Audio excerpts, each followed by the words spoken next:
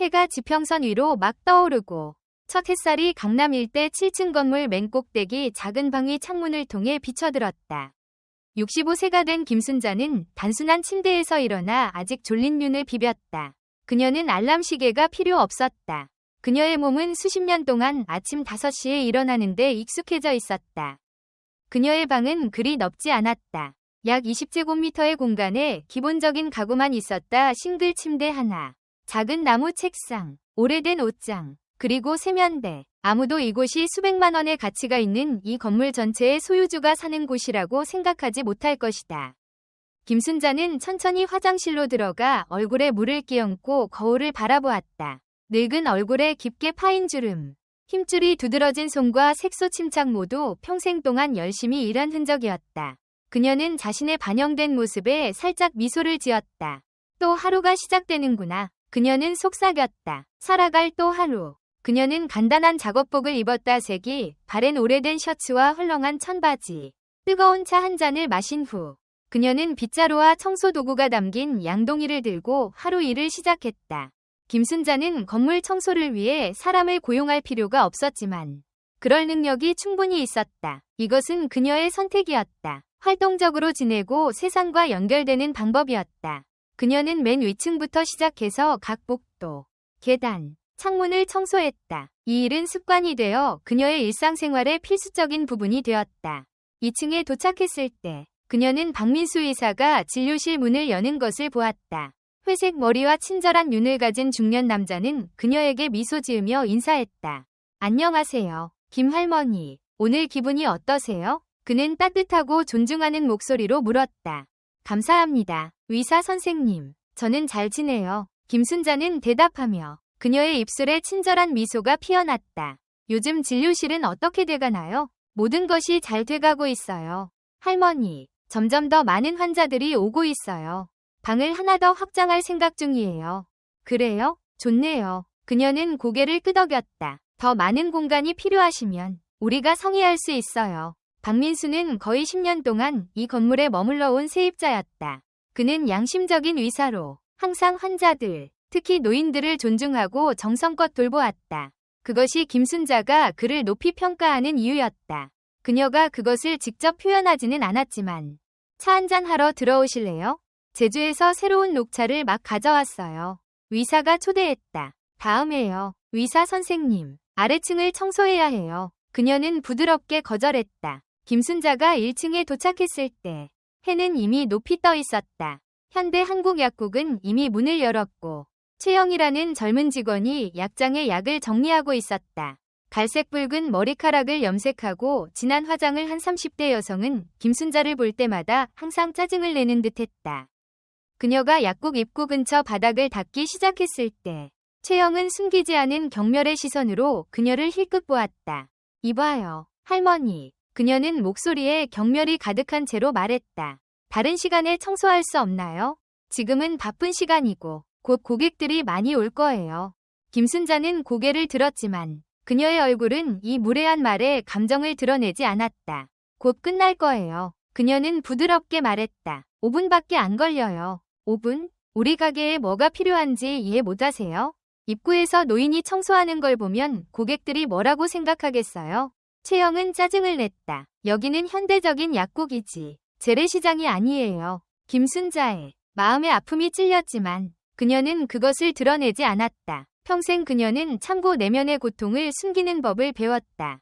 그녀는 그저 고개를 끄덕이고 계속해서 일을 했고 더 빨리 하려고 노력했다. 매일 여기서 청소하는 걸 봐요. 최영은 계속해서 비꼬는 말투로 말했다. 다른 일은 없나요? 아니면 하녀 노릇하는 게 좋아요? 당신 같은 사람들은 이런 일만 할 줄 아는 것 같아요. 김순자는 조용히 있었고 이런 모욕적인 말에 반응하지 않았다. 그녀가 거의 일을 마칠 때쯤 한 고객이 들어왔다. 고급스럽게 차려입은 중년 여성이었다. 실례합니다만 비켜주시겠어요? 최영이 김순자를 쳐다보지도 않고 소리쳤다. 손님이 오셨어요. 고객은 동정적인 눈빛으로 김순자를 바라본 후 약국 카운터로 걸어갔다. 김순자는 빠르게 청소도구를 모아 떠났지만 최영이 고객에게 하는 말을 들었다. 불편을 드려 죄송합니다. 건물 주인이 너무 늙은 청소부를 고용해서 일이 느리네요. 자신의 방으로 돌아가는 길에 김순자는 1층과 2층 사이 계단에서 멈췄다. 그녀는 난간에 기대어 피로함을 느꼈다. 육체적인 노동 때문이 아니라 상처 주는 말들 때문이었다. 지난 6년 동안 이 약국이 들어선 이후로 최영은 항상 그녀를 이렇게 대했다. 처음에는 시간이 지나면 그녀의 태도가 바뀔 거라 생각했지만 상황은 오히려 악화되었다. 김할머니, 괜찮으세요? 박민수 의사의 목소리가 그녀를 현실로 돌아오게 했다. 그는 계단을 내려오고 있었고 그의 얼굴에는 걱정이 가득했다. 괜찮아요. 그녀는 미소를 지으려 노력하며 대답했다. 그저 조금 피곤할 뿐이에요. 더 많이 쉬셔야 해요. 그가 진심 어린 목소리로 말했다. 이 나이에 이렇게 열심히 일하실 필요가 없어요. 일을 하면 제가 쓸모있다고 느껴요. 그녀는 조용히 말했다. 할 일이 없으면 제가 쓸모없다고 느낄 거예요. 박민수는 1층을 내려다보았다. 최영은 가짜 미소를 지으며 고객을 응대하고 있었다. 몇 분 전 김순자에게 보였던 태도와는 완전히 다른 미소였다. 그녀가 또 할머니에게 불친절한 말을 했군요. 그가 목소리를 낮추어 물었다. 김순자는 대답하지 않았지만 그녀의 침묵이 모든 것을 말해주었다. 아세요? 의사가 말했다. 왜 건물 주인이 그런 약국에 임대를 주는지 이해가 안 돼요. 그들은 고객뿐만 아니라 건물 직원들에게도 존중이 부족해요. 김순자는 의사를 바라보았고 그녀의 눈에 슬픔이 스쳐 지나갔다. 그녀는 자신이 건물 주인이라는 것, 그 약국이 지역사회, 특히 노인들에게 봉사하겠다는 약속을 했기 때문에 임대를 주었다는 것을 그에게 말할 수 있기를 바랐다. 하지만 현실은 그들이 약속한 것과는 너무 달랐다. 모든 사람은 생계를 꾸릴 권리가 있어요. 그녀는 그저 그렇게 말했다. 생계를 꾸린다고 다른 사람에게 존중이 부족해도 된다는 뜻은 아니에요. 의사는 단호한 목소리로 말했다. 특히 할머니 같은 존경받아 마땅한 어르신들에게요. 그녀는 그의 관심에 미소 지었다. 감사합니다. 의사 선생님. 저는 괜찮을 거예요. 박민수 의사가 첫 진료를 준비하기 위해 떠나자 김순자는 계속해서 위층으로 올라갔다. 그녀는 3층에서 멈췄다. 그곳에는 작은 법률회사가 임대한 사무실이 있었다. 그녀는 건물의 마스터키를 꺼내 복도 끝에 있는 방을 열었다. 건물 소유주로서의 그녀의 진짜 사무실이었다. 그녀가 살고 있는 작은 방과는 달리 이 사무실은 현대적인 시설을 모두 갖추고 있었다. 컴퓨터, 전화기, 그리고 넓은 책상. 그녀는 의자에 앉아 서류철을 열었다. 현대 한국 약국의 임대 계약서였다. 계약은 아직 2년이 남아 있었지만 임차인이 행동 및 지역 사회 봉사에 관한 조항을 위반할 경우 조기에 종료할 수 있는 조항이 있었다. 그녀는 한동안 종이를 뚫어지게 쳐다보며 방금 일어난 일에 대해 생각했다. 6년 동안 무례한 태도를 참은 후 아마도 그녀가 무언가를 해야 할 때가 된 것 같았다.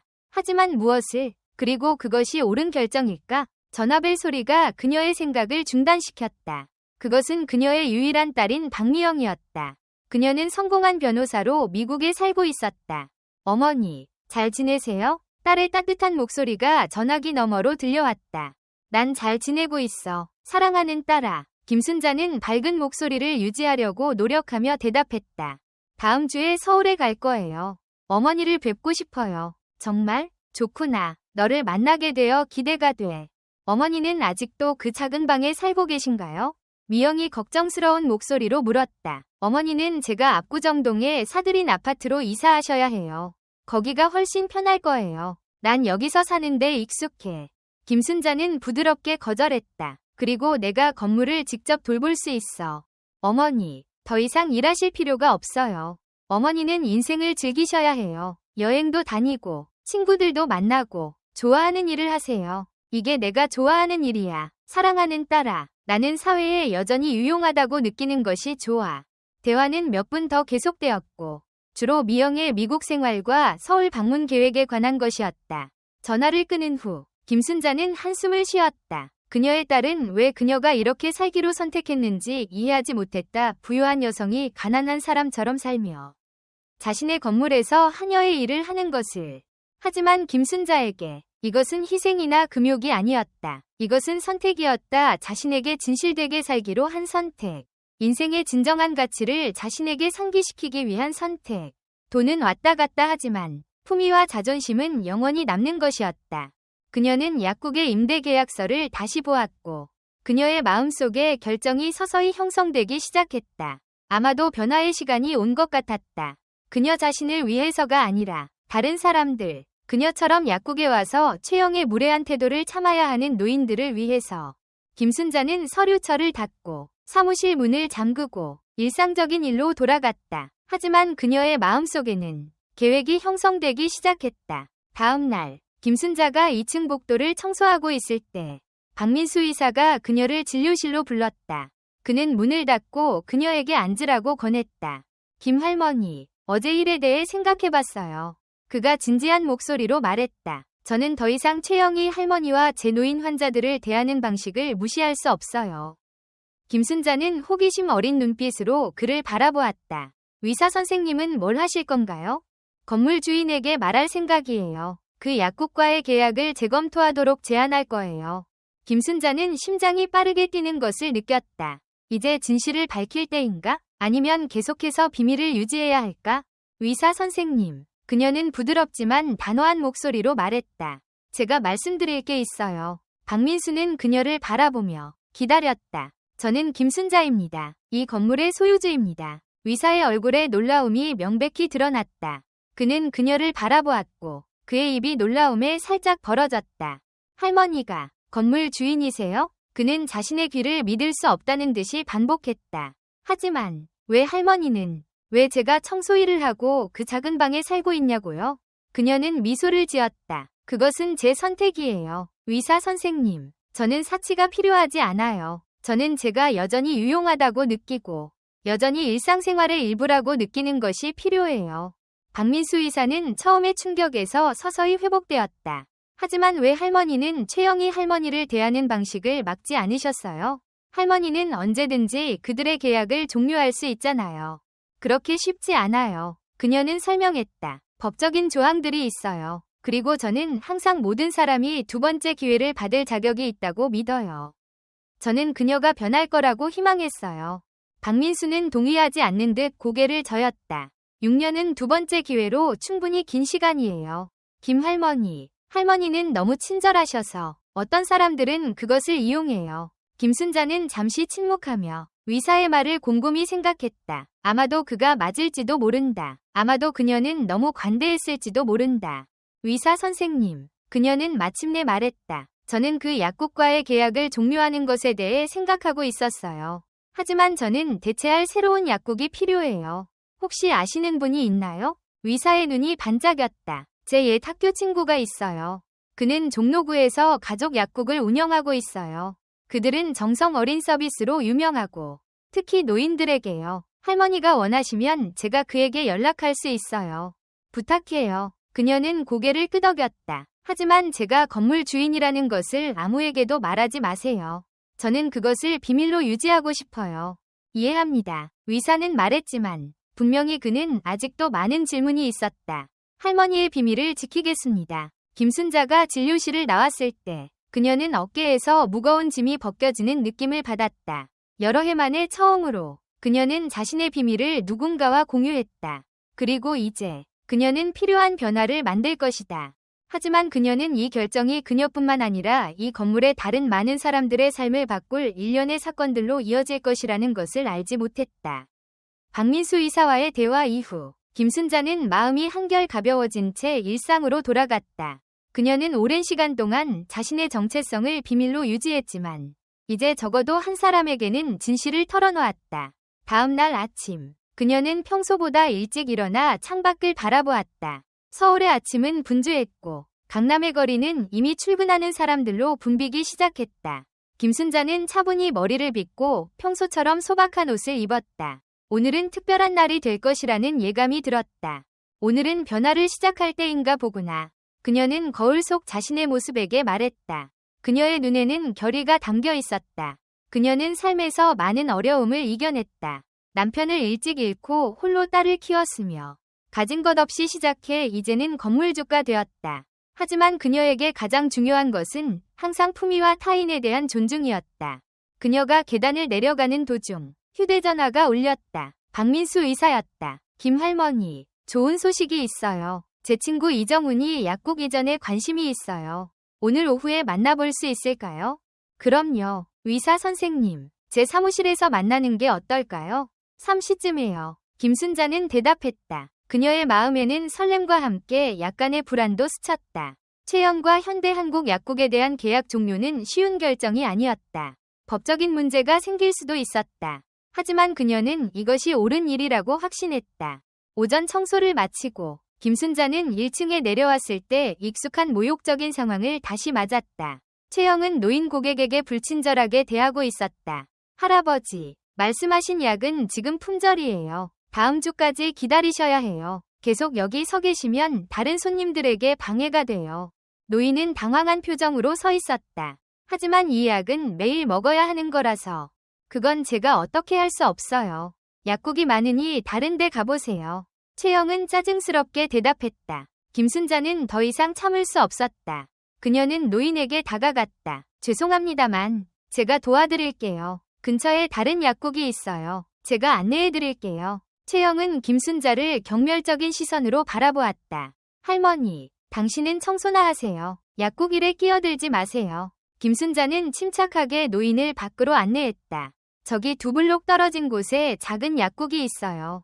젊은 부부가 운영하는데 친절하고 항상 약을 구해줍니다. 노인은 감사히 고개를 숙였다. 고맙습니다. 요즘 같은 세상에 이런 친절을 베푸는 사람이 있다니 정말 감사해요. 김순자가 돌아왔을 때 최영은 여전히 화가 난 채로 그녀를 노려보고 있었다. 당신 때문에 손님을 잃었어요. 이런 식으로 우리 사업을 방해하면 건물주에게 말해서 당신을 해고하게 할 거예요. 김순자는 그저 미소 지으며 대답했다. 그렇게 하세요. 그녀의 마음은 이미 결정을 내렸다. 오후 3시, 김순자는 3층 사무실에서 박민수와 그의 친구 이정훈을 만났다. 이정훈은 50대 중반의 차분하고 지적인 인상을 주는 남자였다. 김할머니, 만나서 반갑습니다. 박민수가 당신에 대해 많이 얘기했어요. 김순자는 차를 대접하며 바로 본론으로 들어갔다. 이정훈 씨, 제가 이 건물의 소유주라는 것은 비밀로 해주세요. 저는 1층에 새로운 약국이 필요합니다. 현재 있는 약국은 고객, 특히 노인들에게 제대로 서비스를 제공하지 않고 있어요. 이정훈은 놀란 듯했지만 이내 이해한다는 표정을 지었다. 제가 운영하는 건강한 미래 약국은 30년 전통의 가족 사업입니다. 저희 부모님께서 시작하셨고 저희는 항상 고객을 가족처럼 대하는 것을 원칙으로 삼고 있어요. 대화가 진행되면서 김순자는 이정훈의 약국 철학과 운영 방식에 깊은 인상을 받았다. 그는 단순히 약을 파는 것이 아니라 지역사회의 건강을 돌보는 사명감을 가지고 있었다. 저희는 노인분들을 위한 특별 프로그램도 운영하고 있어요. 약 복용 관리를 도와드리고 때로는 거동이 불편하신 분들께 직접 배달 서비스도 제공합니다. 김순자의 눈이 반짝였다. 이것이 바로 그녀가 찾던 것이었다. 계약 조건에 대해 이야기해봅시다. 그들이 이야기를 마무리할 때쯤 김순자의 휴대전화가 울렸다. 딸 미영이었다. 어머니, 제가 내일 서울에 도착해요. 공항에 마중 나오실 수 있으세요? 물론이지. 몇 시에 도착하니? 김순자는 물었다. 오후 2시요. 어머니, 좋은 소식이 있어요. 이번에는 2주 동안 머물 수 있어요. 그리고 제가 어머니께 드릴 놀라운 선물이 있어요. 통화를 마친 후 김순자는 이정훈과 계약 세부 사항을 마무리했다. 그들은 다음 달 1일부터 새 약국을 열기로 합의했다. 이제 그녀는 최영과 현대한국약국의 계약 종료를 통보해야 했다. 다음 날 아침, 김순자는 평소와 달리 단정한 정장을 입고 법률 서류 가방을 들고 약국으로 향했다. 최영은 그녀를 알아보지 못하고 새로운 고객이 들어왔다고 생각했다. 어서 오세요. 무엇을 도와드릴까요? 김순자는 차분하게 자신을 소개했다. 안녕하세요. 최영 씨. 저는 김순자입니다. 이 건물의 소유주이자 당신이 매일 아침 모욕하는 청소부입니다. 최영의 얼굴에서 핏기가 싹 달아났다. 그녀는 말을 잇지 못했다. 이것은 공식적인 계약 종료 통지입니다. 귀하의 약국은 계약서 7조에 명시된 고객 존중 및 지역사회봉사 조항을 위반했습니다. 한 달의 시간을 드리니 그동안 새로운 장소를 찾으시기 바랍니다. 김순자는 서류를 건네며 말했다. 최영은 마침내 목소리를 찾았다. 이럴 수 없어요. 저희는 계약이 있어요. 저는 변호사에게 연락할 거예요. 그렇게 하세요. 서류는 모두 준비되어 있고 위반 사항에 대한 증거도 충분합니다. 김순자는 평온하게 대답했다. 사람들은 어떻게 대우받는지 기억합니다. 최영 씨, 특히 노인들은요. 그녀가 약국을 나올 때 마음속으로 평화를 느꼈다. 이것은 복수가 아니었다. 이것은 정의였다. 그리고 그녀는 이제 공항에 가서 오랫동안 보지 못한 딸을 만날 시간이었다. 공항에서 딸을 기다리며 김순자는 자신의 삶과 오늘 내린 결정에 대해 생각했다. 변화는 때로 어렵지만 필요하다. 그리고 이 변화는 그녀뿐만 아니라 많은 사람들에게 더 나은 미래를 가져다 줄 것이라고 그녀는 믿었다. 인생에서 가장 중요한 것은 결국 우리가 서로를 어떻게 대하느냐는 것이었다. 그리고 오늘 김순자는 그 원칙을 지키기 위해 용기 있는 한 걸음을 내디뎠다. 인천국제공항은 여행객들로 붐볐다. 김순자는 도착 게이트 앞에서 초조하게 기다리고 있었다. 6개월 만에 딸을 만난다는 생각에 가슴이 설렜다. 마침내 미영의 모습이 보였다. 하지만 그녀는 혼자가 아니었다. 젊은 남성이 그녀 옆에서 걸어오고 있었다. 김순자는 혼란스러웠다. 미영은 누군가를 데려온다고 언급한 적이 없었다. 어머니, 미영이 반가운 목소리로 외치며 달려왔다. 그들은 따뜻하게 포옹했다. 오랜만이에요. 보고 싶었어요. 미영은 곁에 서 있는 남자를 가리키며 말했다. 어머니, 이분은 데이비드예요. 제 약혼자입니다. 김순자는 놀라움을 감추지 못했다. 딸이 결혼을 준비하고 있다는 사실을 전혀 몰랐다. 안녕하세요, 어머님. 드디어 뵙게 되어 영광입니다. 데이비드는 서툰 한국어로 인사했다. 그는 미국인이었지만 한국 문화에 깊은 관심을 가지고 있는 듯했다. 김순자는 정신을 차리고 미소 지었다. 만나서 반갑습니다. 데이비드 씨, 우리 집에 오신 것을 환영해요. 집으로 가는 차 안에서 미영은 데이비드와의 만남과 약혼 이야기를 들려주었다. 그는 뉴욕에서 의사로 일하고 있었고 한국계 환자들을 많이 돌보면서 한국 문화에 관심을 갖게 되었다고 했다. 어머니, 저희는 내년 봄에 결혼하려고 해요. 서울과 뉴욕, 두 곳에서 식을 올리고 싶어요. 김순자는 고개를 끄덕였다. 갑작스러운 소식이었지만 딸의 행복한 표정을 보니 마음이 놓였다. 건물에 도착했을 때 김순자는 평소처럼 소박한 자신의 방으로 안내하려 했다. 하지만 미영은 단호하게 말했다. 어머니, 이번에는 제발 제 아파트에서 지내요. 데이비드도 있고 공간이 더 필요해요. 결국 김순자는 딸의 제안을 받아들였다. 하지만 그녀는 여전히 매일 아침 건물에 와서 청소하겠다고 고집했다. 다음 날 아침, 김순자는 평소처럼 일찍 일어나 건물로 향했다. 로비에 들어서자 이정훈이 직원들과 함께 새 약국 공간을 측정하고 있었다. 김할머니, 안녕하세요. 그가 반갑게 인사했다. 내부 설계안을 보여드리고 싶어요. 특히 노인 고객들을 위한 휴식 공간을 만들 계획입니다. 김순자는 미소 지으며 그의 열정에 감탄했다. 그는 단순히 사업가가 아니라 진정으로 사람들을 돕고 싶어하는 사람이었다. 2층에 올라가자 박민수 의사가 문 앞에서 기다리고 있었다. 김할머니, 잠시 얘기 좀 할 수 있을까요? 그의 목소리에는 걱정이 묻어 있었다. 사무실에 들어가자 그는 조심스럽게 말을 꺼냈다. 채영이 법적 조치를 준비하고 있어요. 어제 저에게 와서 당신이 부당하게 계약을 파기했다고 주장했어요. 김순자는 차분하게 대답했다. 걱정 마세요. 모든 것은 계약서에 명시되어 있어요. 그리고 제 딸이 미국에서 온 변호사예요. 그녀가 도울 거예요. 오후에 김순자는 딸과 데이비드를 건물 투어에 데려갔다. 그녀는 자신이 매일 청소하는 계단과 복도, 각 세입자들의 공간을 보여주었다. 미영은 엄마가 이 모든 일을 혼자 하고 있다는 사실에 마음이 아팠다. 어머니, 이제 그만 일하셔야 해요. 관리인을 고용해서 이 일을 맡기세요. 김순자는 부드럽게 고개를 저었다. 이건 단순한 일이 아니야. 이 건물은 내 인생이고 여기 사람들은 내 가족 같아. 그들이 1층에 도착했을 때 채영이 약국 앞에서 그들을 노려보고 있었다. 김할머니, 당신은 이럴 권리가 없어요. 그녀가 소리쳤다. 우린 여기서 6년 동안 사업을 해왔어요. 당신은 그냥 우리를 내쫓을 수 없어요. 미영은 즉시 앞으로 나섰다. 제 어머니를 그렇게 대하지 마세요. 당신이 어떻게 그녀를 대했는지 모두 알고 있어요. 상황이 악화되기 전에 데이비드가 조용히 개입했다. 모두 진정하세요. 대화로 해결할 수 있을 겁니다. 그의 차분한 목소리에 긴장이 약간 풀어졌다.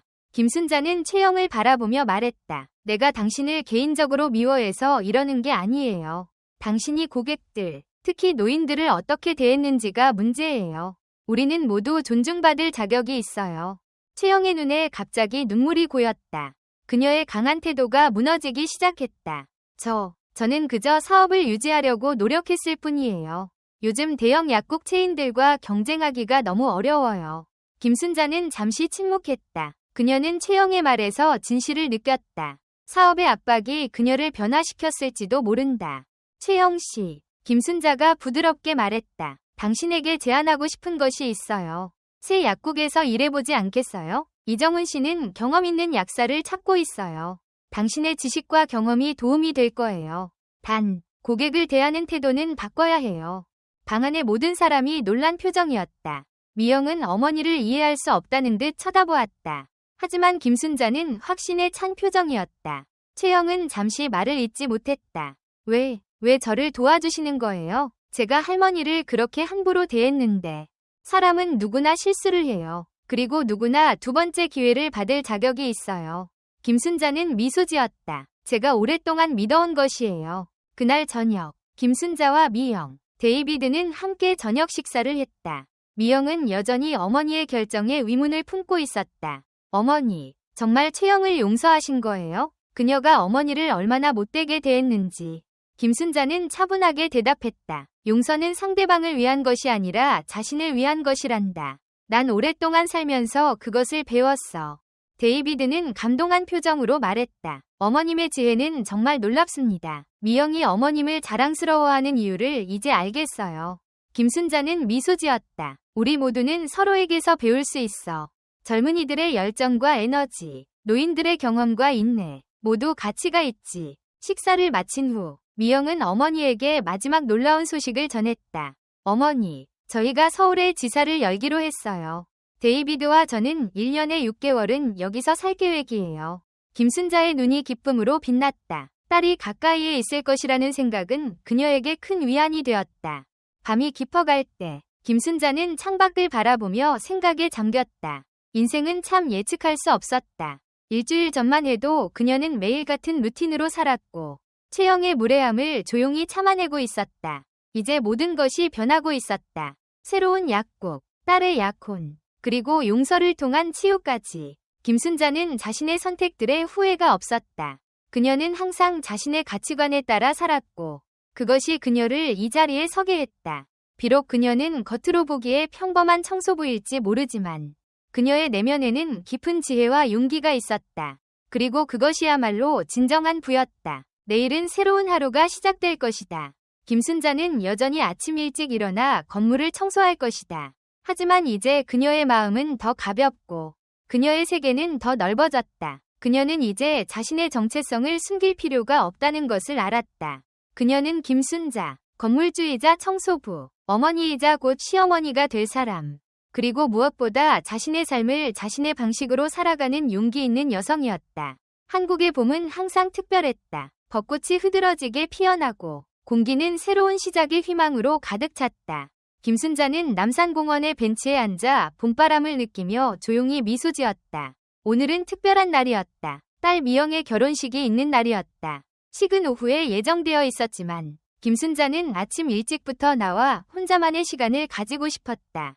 여기 계실 줄 알았어요. 익숙한 목소리가 들렸다. 박민수 의사였다. 그는 정장 차림으로 벤치 옆에 서 있었다. 오늘 같은 중요한 날, 왜 혼자 계세요? 김순자는 옆자리를 가리키며 앉으라고 권했다. 난 항상 중요한 날에는 잠시 혼자 있는 시간이 필요해요. 남편이 살아있을 때도 그랬어요. 그녀의 목소리에는 옅은 그리움이 묻어 있었다. 박민수는 조용히 앉아 함께 벚꽃을 바라보았다. 제가 김할머니를 처음 만났을 때 할머니가 그저 건물 청소부라고만 생각했어요. 얼마나 큰 오해였는지. 김순자는 부드럽게 웃었다. 사람들은 항상 겉모습만 보고 판단하지요. 채영도 그랬어요. 채영의 이름이 언급되자 박민수의 표정이 살짝 굳어졌다. 그녀가 정말 변했나요? 새 약국에서 잘 지내고 있나요? 김순자는 고개를 끄덕였다. 사람은 기회가 주어지면 변할 수 있어요. 채영은 이제 노인 고객들에게 특별한 관심을 기울이고 있어요. 이정훈의 지도 아래 그녀는 많이 성장했어요. 두 사람은 잠시 침묵 속에 앉아 있었다. 멀리서 아이들이 뛰어노는 소리가 들렸다. 할머니는 정말 대단해요. 박민수가 마침내 입을 열었다. 많은 사람들이 비슷한 상황에서 복수를 선택했을 텐데 할머니는 용서와 기회를 선택하셨어요. 김순자는 깊은 숨을 들이쉬었다. 복수는 순간의 만족을 줄 수 있지만 용서는 평생의 평화를 가져다줘요. 내가 오랜 세월 동안 배운 교훈이에요. 벚꽃 한 송이가 바람에 날려 김순자의 무릎에 살포시 내려앉았다. 그녀는 조심스럽게 그것을 집어들고 바라보았다. 인생도 이 꽃처럼 아름답지만 짧아요. 그래서 우리는 매 순간을 소중히 여겨야 해요. 박민수는 시계를 보고 일어섰다. 슬슬 준비해야 할 시간이에요. 제가 모셔다 드릴게요. 김순자도 일어나며 고개를 저었다. 조금 더 걷고 싶어요. 걱정 마세요. 식전에 도착할게요. 박민수가 떠난 후 김순자는 천천히 공원을 거닐었다. 그녀의 마음은 과거로 돌아갔다. 남편과 함께했던 젊은 시절, 미영이 태어났을 때의 기쁨, 남편을 잃은 후의 고통, 그리고 홀로 딸을 키우며 겪었던 모든 어려움들. 그 모든 순간이 그녀를 지금의 자리에 서게 했다. 공원을 나오면서 그녀는 우연히 노점상 할머니를 만났다. 80대로 보이는 노인은 작은 테이블에 수제 팔찌들을 진열해 놓고 있었다. 예쁜 팔찌 사세요. 오늘은 특별한 날인 것 같은데 선물로 좋을 거예요. 김순자는 미소 지으며 팔찌들을 살펴보았다. 그중 하나가 눈에 띄었다. 작은 벚꽃 모양의 참이 달린 은색 팔찌였다. 이걸로 할게요. 그녀는 말했다. 값을 물으려 했지만 노인은 손을 저었다. 오늘 첫 손님이니까 특별 가격으로 드릴게요. 그녀는 매우 저렴한 가격을 말했다. 김순자는 그 가격이 너무 낮다는 것을 알았지만 노인의 자존심을 지켜주기 위해 더 많은 돈을 지불하지 않았다. 대신 그녀는 다른 팔찌 하나를 더 골라 함께 샀다. 호텔로 돌아오는 길에 김순자는 택시 안에서 그 팔찌를 바라보았다. 그것은 미영에게 줄 완벽한 선물이었다. 딸에게 이 팔찌를 주며 인생의 아름다움과 덧없음, 그리고 매 순간의 소중함에 대해 이야기해주고 싶었다. 호텔에 도착하자 데이비드의 부모님을 포함한 모든 가족들이 로비에서 그녀를 기다리고 있었다. 어머니, 어디 계셨어요? 걱정했잖아요. 미영이 달려와 말했다. 김순자는 미소를 지으며 딸을 안아주었다. 미안해. 잠시 옛날 생각에 잠겼었단다. 준비실에서 김순자는 미영이 웨딩드레스를 입는 것을 도왔다. 그녀의 딸은 그 어느 때보다 아름다웠다. 어머니, 떨려요. 미영이 속삭였다. 김순자는 부드럽게 딸의 손을 잡았다. 결혼은 새로운 시작이야. 두려워할 필요 없어. 너와 데이비드는 서로 사랑하고 그게 가장 중요한 거야. 그녀는 주머니에서 벚꽃 팔찌를 꺼내 미영의 손목에 채워주었다. 이건 내 작은 선물이야. 벚꽃처럼 인생의 모든 순간이 아름답지만 짧다는 것을 기억하렴. 그래서 우리는 매 순간을 소중히 여겨야 해. 미영의 눈에 눈물이 고였다. 고마워요, 어머니. 어머니가 제게 가르쳐주신 모든 것에 감사해요. 식이 시작되기 전 김순자는 잠시 혼자 있는 시간을 가졌다. 그녀의 마음은 평화로웠다. 그녀의 딸은 행복한 결혼을 시작하고 그녀 자신도 새로운 삶의 장을 열고 있었다. 그녀는 더 이상 자신의 정체성을 숨기지 않고 건물주로서의 책임을 더 적극적으로 수행할 계획이었다. 하지만 그녀는 여전히 매일 아침 일찍 일어나 건물을 청소할 것이다. 그것은 그녀가 세상과 연결되는 방식이었고 그녀의 정체성의 일부였다. 김할머니, 식이 곧 시작해요. 이정훈이 문을 두드리며 말했다. 그와 최영은 모두 결혼식에 초대받았다. 김순자는 일어나 마지막으로 거울을 보았다. 단순하지만 품위 있는 한복을 입은 그녀의 모습이 비춰졌다. 그녀의 눈에는 지혜와 평화가 깃들어 있었다. 준비됐어요. 그녀는 말했다. 새로운 시작을 향해. 김순자는 미소 지으며 걸어나갔다. 그녀의 인생은 계속해서 펼쳐질 것이고 그녀는 그 여정의 매 순간을 소중히 여길 것이다.